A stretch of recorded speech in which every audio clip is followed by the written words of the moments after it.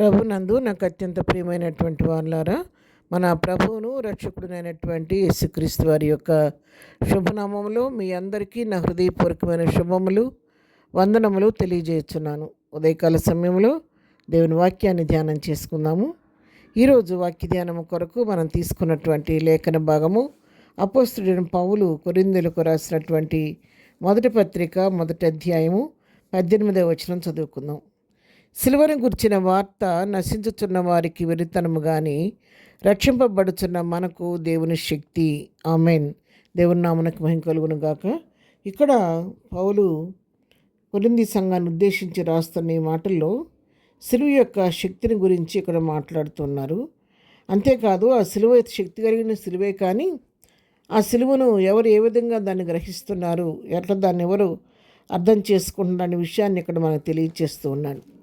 ఈ సిలువను గురించిన వార్త నశించిపోతున్న వారికేమో వెరితనంగా ఉందంట, రక్షించబడుతున్న వారికేమో శక్తివంతంగా ఉందని తెలియచేస్తున్నాం. అవును పిల్లరా, ఎవరైతే ప్రభువుని ఎరిగిన వారు, సిలువ యొక్క శక్తి ఎరిగిన వారు, రక్షణ అనుభవం కలిగిన వారికి సిలువ అనేది ఒక శక్తి.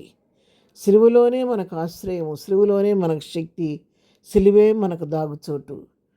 కాబట్టి మనము సిలువను ఎంతో పవిత్రంగా పరిశుద్ధంగా ఆలోచిస్తూ ఉంటాము.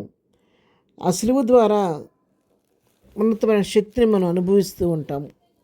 ఎందుకంటే ఆ సిలువ పైన ప్రభు వారు చేసిన బలియాగాన్ని బట్టి, ఆ మహోన్నతమైన కార్యాన్ని బట్టి ఆ పునరుద్ధాన శక్తి నీరణాలో ప్రవహిస్తూ ఉంటుంది. కాబట్టి అది మనకు దేవుని శక్తిగా ఉంది. కానీ దురదృష్టవశాత్తు ఎవరైతే ఎరగలేకుండా ఉంటున్నారో, ప్రభువుని అంగీకరించిన వారికి, సత్యాన్ని తెలుసుకోలేని వారికి ఇది ఎట్లా ఉంటుందంటే వెరితనంగా ఉంటుందంట.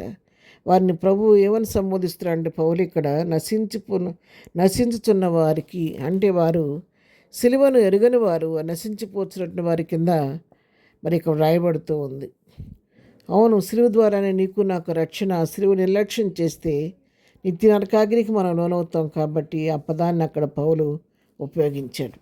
అయితే ప్రస్తుత పరిస్థితుల్లో ఈ సిలువ యొక్క శక్తిని తెలుసుకోలేక, సిలువ సువార్తను గ్రహించలేక, దానిలో అటువంటి ప్రభావాన్ని, శక్తిని అర్థం చేసుకోలేక, సిలువను చులకనగా చూడటం మాత్రమే కాదు, సిలువ సువార్తను హేళన చేయటం మాత్రమే కాదు, సిలువ సువార్తను ప్రకటిస్తున్న వారిని కూడా అనేక రకాలుగా హింసిస్తూ, దూషిస్తూ, మరి రకరకాలుగా ఎన్నో శ్రమల పాలు చేస్తూ, అవసరమైతే ప్రాణాలు తీయటాన్ని కూడా వినదీయకోకుండా ప్రవర్తిస్తూ ఉన్నారు.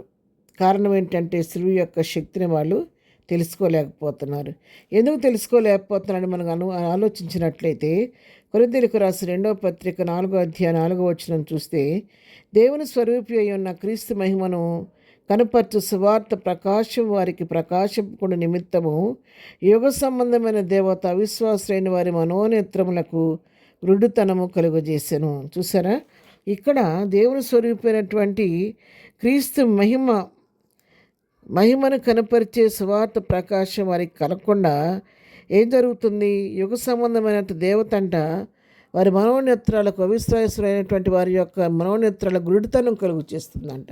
వారి మనోనేత్రాలు మూయబడి ఉన్నాయి కాబట్టి వాళ్ళు సత్యాన్ని గ్రహించలేక మరి వెరితనంగా దాన్ని భావించుకుంటూ చులకనగా మాట్లాడుతున్నారు. అయితే ఎరిగిన వారికి మనకు దేవుని శక్తిగా ఉంటుందనే సత్యాన్ని ఇక్కడ మనం తెలుసుకుంటూ ఉన్నాం. మరి ఏం చేయాలి? ఇప్పుడు తెలుసుకున్న మన వరకు ఆ శక్తిని అనుభవిస్తున్నామని చెప్పి సరిపెట్టుకోవటం కాదు, కానీ ఆ విధంగా నశించిపోతున్న వారి కొరకు విజ్ఞాపన చేయవలసిన బాధ్యత ప్రభు నీకు నాకు అప్పగించాడు. దేవుని వాక్యంలో ఒక శ్రేష్టమైన మాట, ఇది నాకు చాలా ఇష్టమైనటువంటి మాట. యోధా పత్రికలో మనం చూసినట్లయితే 22వ వచనం చదువుకుందాం. సందేహపడు వారి మీద కనికరము చూపుడి, అగ్నిలో నుండి లాగినట్టు కొందరిని రక్షించుడి. చూడండి, సందేహపడుతూ అటు ఇటు అర్థం చేసుకోలేక కొట్టుమిట్టాడు వారి మీద మనం ఏం చేయాలి? కనికరపడాలి. అంతేకాదు, అగ్నిలో నుంచి లాగినట్టు కొందరు రక్షించమంటున్నారు.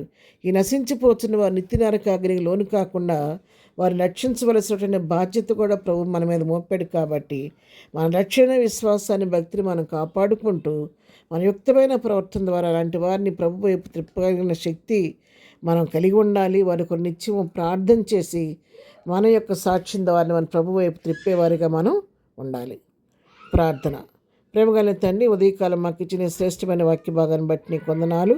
అనేకులు ప్రభా మా యొక్క మాదిరికరమైన జీవితాల ద్వారా సులువు శక్తిని గ్రహించే విధంగా నీవు త్రిప్పగలిగిన కృప మాకు దయచేయండి. ఇద్దరు మేము చేయి పరింపాట్లో రాకపోకలో క్షేమం దయచేయండి. దినం బర్త్డే మ్యారేజ్లు చేసుకున్న బిడ్డలను దీవించి ఆశీర్దించండి. బలహీనలు ముట్టి స్వస్థపరచండి. ప్రతి వారి పట్ల కృప విస్తరింపచేయండి. యేసునామములో ప్రార్థించండి పొందుకొని ఉన్నాము తండ్రి. ఆమెన్. ప్రభు కృప సదాకాలం మనందరికీ తోడై నడిపించును గాక. ఆమెన్.